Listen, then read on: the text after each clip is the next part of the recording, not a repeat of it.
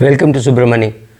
I'm recording this at if you can read. It is I'm at Bandhavgarh. What do you do in a safari? You eat, you sleep barely, and you safari. It's longish safaris that you do. This one starts at about 5:15 in the morning and goes on till 11:30. So about 6 hours, 6.25 hours.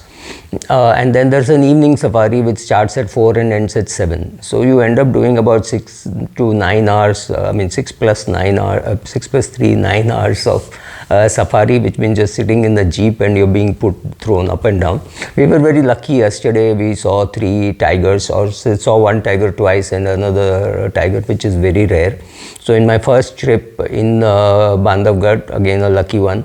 I have had this luck in many places. So Bandhavgarh also was with a school friend, 2 school friends actually, and we had a great time. But before that, what happened was, when I was talking to somebody about taking many vacations during retirement, he said, well, I don't have enough money to be able to take vacations. He's only about 54 years of age. He shouldn't have retired, right? So if you are not going to have fun in retirement, then you don't have enough money to have fun in retirement, and you're not having fun because you don't have money. That is a terrible thing. You don't have health, maybe you can't do anything. Of course, you can try to set it right. Maybe you could have tried to set it right earlier, but if you don't have money, then there is no need to retire early. So he said, what can I do? So I said, if I'm talking to you, I might as well make a video. So first thing which you can do, I don't know whether you should do and whether you are prepared to do, is you could do trading and investing. When I'm saying this, too many people are today learning from YouTube and influencers, and they think making money in the equity markets is easy. I'm not saying it's easy, it's difficult. I'm not a big trader. I do trade, but I'm not a big trader compared to some of these kids, the way they trade. But I do trade. I make enough money in trading for all my annual vacations, annual expenses, etc. But the caveat is, I have enough dividend income also to do that. So don't think that if I didn't trade, I can't take my vacations. I trade more for fun, but yes, I do make money. But remember, I've got some 45 years of being in the markets. I know when to stop, when to cut losses, and things like that. So trading is very difficult. I'm not saying it is not something which you can't learn. It is something which you can learn. So maybe you should do trading. Maybe you should be very careful. Maybe you earmark 1 lakh or 2 lakhs to start with. So yes, trading and investing, both are good ways to make some money, some extra bit of money. Maybe you say, okay, I will put 5 lakhs into trading. Whatever I earn from that, I will have fun, because these trips are not very expensive. A 10-day trip can set you back by about 1 lakh, not really much more than that, maybe plus tickets, so 1,20,000. That's what it will cost you. So it's not so very difficult to do. So one thing is this. Second thing you can do is, if you have a big house, let's say you have a 4 BHK, your kids have left, so you have more space available wherever you are, and especially if you're in an interesting location, which can even be Mumbai, you can give your house an Airbnb, either by word of mouth or going to Airbnb. Going to Airbnb will mean you will lose some money because they will have to be paid, but you can be safe and you can say what kind of people you want. So if you are a couple, you can say, I want only girls, or I want only families. I will not let 2 men to be together, maybe 1 man, 1 boy, 1 student, or something like that. You can be very specific on what you want. You can charge high rates. You can make sure that there is a separate room available for them. Preferably a separate entrance, but if you don't want to give that, maybe an entrance through your main door.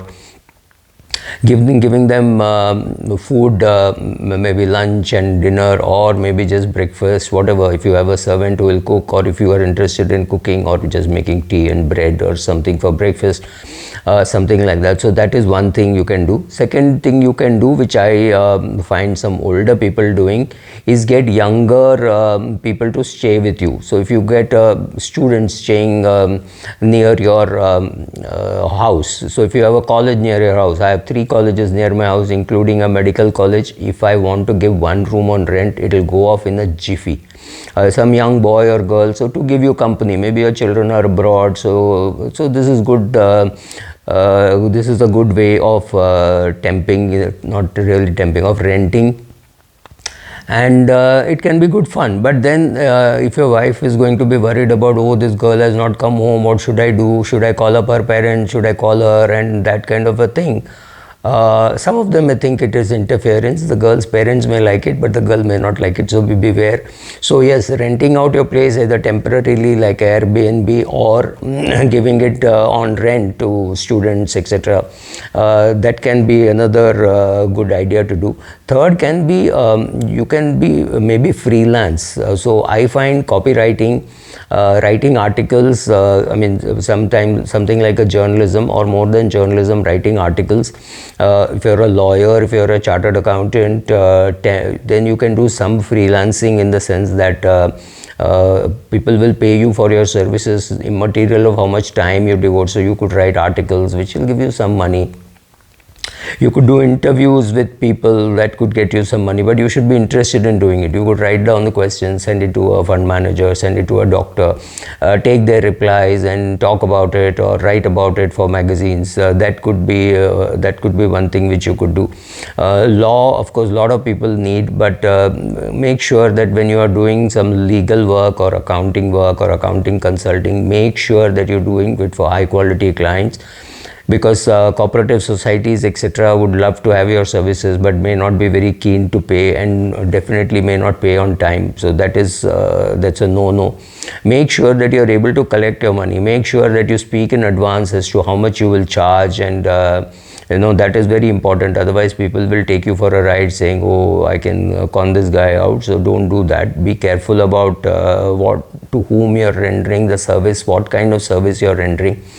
Another thing which you can do is, perhaps if you're interested in kids, I am surely interested in kids. So if I can employ a couple of nannies taking care of kids, maybe 2, 3 kids, 5 kids, spending time with them is good fun. It's good entertainment. So you can do that. Another thing you can do is elderly care. When I talk of elderly care, I don't mean that you are going to do some kind of nursing. No, I'm saying if there is a couple and they have to go out, but they have an older parent at home, and they think they can't go out, leaving that person alone, you could dedicate one room for that person to be left there, preferably self-contained, and the only person who is capable of taking care of themselves, able-bodied person who can walk around, they can leave them with you. If they want to go for a movie, and for 4 hours they want to leave them with you, that can be a good thing. You can make money.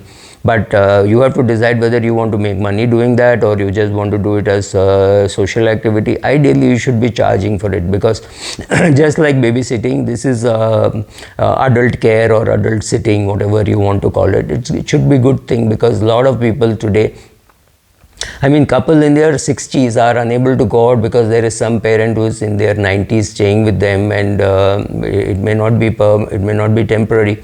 If he's the only son or only daughter and the parent, so taking care of them is good. So exactly, child care, adult care, and similarly pet care.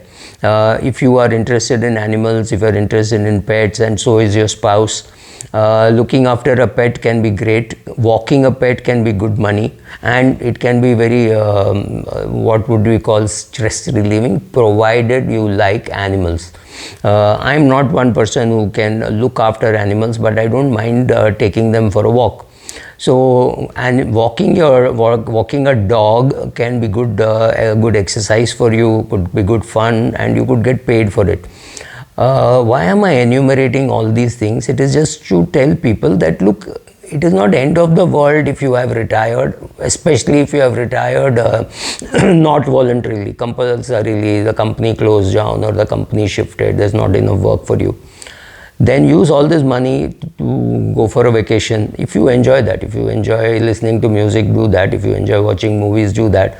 But don't say, I can't afford something I love to do because I'm retired and I don't have money, then you have no business retiring. Because when you retire, you should have, of course, you should have enough money to eat and live, and for your medications, for your kids in case they need some money, etc., etc. You should have money for that. But there's absolutely no logic in saying, oh, I have many hobbies but I can't do anything because I don't have money. That just doesn't work, because then you shouldn't have retired. You should have worked longer. Maybe you retire at 65. Maybe you can't do certain activities. I'm sure maybe you can't go on a hike, but you can still go on a trek. You can still go on these kind of safari vacations. They're not very demanding. You have to sit in a jeep. Yes, the jeep throws you up and down. So maybe in your 70s it may be difficult, 80s it may be very difficult, because also your ability to see, your eyesight may not be good enough for you to see. So some of these problems could arise, but there's no logic to say that you have no money. And these are many things which you can do, especially if you have been in advertising. Then you know for whom you can do copywriting. You could do photography. You could be heading a photography unit where you do the composing, everything, and then there are photographers to take care of it.